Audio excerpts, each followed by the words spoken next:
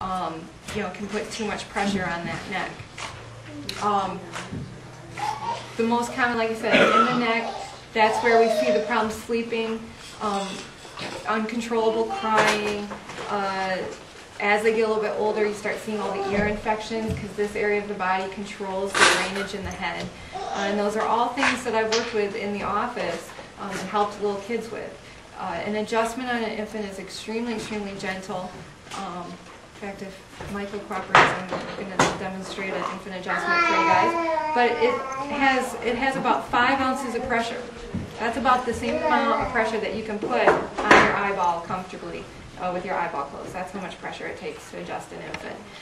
So it's not a lot of pressure. It makes me laugh when pediatricians say, "Well, don't take your kids to a chiropractor," and I'm thinking, do you realize all those numbers I just quoted to you, the amount of pressure that was put on their neck during the birth process, and I'm going to put 5 ounces of pressure on. It's not a danger at all. I've worked with the children, like I said, with colic, ear infections, problems sleeping, things like that.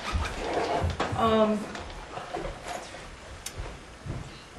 other thing I forgot to mention, before you get pregnant, Chiropractic is known for helping people to get pregnant who have thought they were infertile.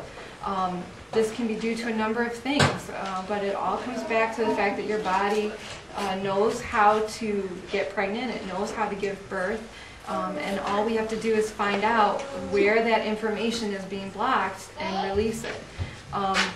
I brought a book tonight, if any of you are interested to flip through.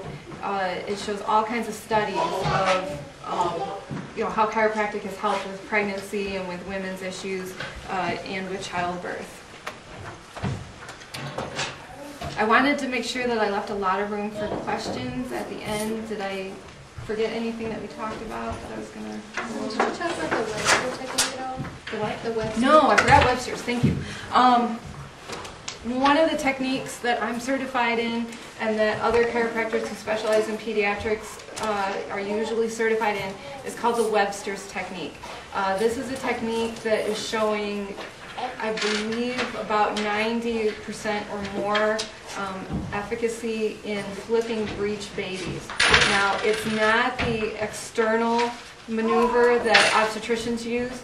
I don't even touch the baby at all, so there's no risk at all of premature labor involved with it. Basically, what happens is if your pelvis is torqued, if your uterus is twisted, the baby just can't flip down. Past about the 7th month, you start seeing a decrease in amniotic fluid. And because of that, because the baby's head is so much bigger proportionally than the rest of its body, just by gravity, the baby flips down. We often talk about, oh, the baby didn't want to flip down or this, that, or the other. The baby really doesn't have a choice. It's purely gravity and physics that cause it to flip down. So if the baby isn't flipping, something else is in the way. And a lot of times it's because that uterus has gotten torqued and it's not a smooth transition for the baby to get in a downward position.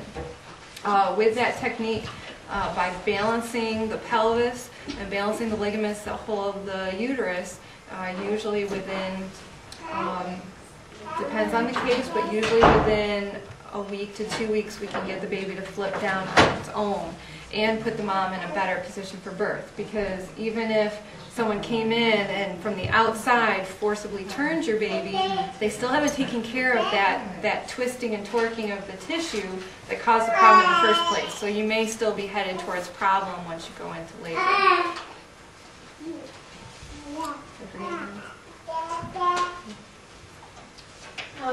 Questions? Is there anything that you could do to help a mom go into labor? I mean, if she is 2 weeks overdue and her doctor is threatening induction with drugs and things like that, is there anything that you'd be able to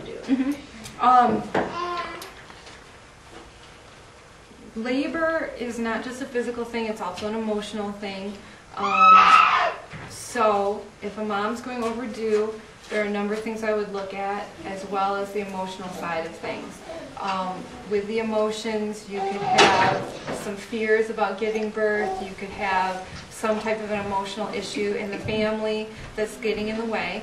And I would check that using the muscle testing, the applied kinesiology, and address that either with an emotional release technique or with homeopathics. The next thing I would look at is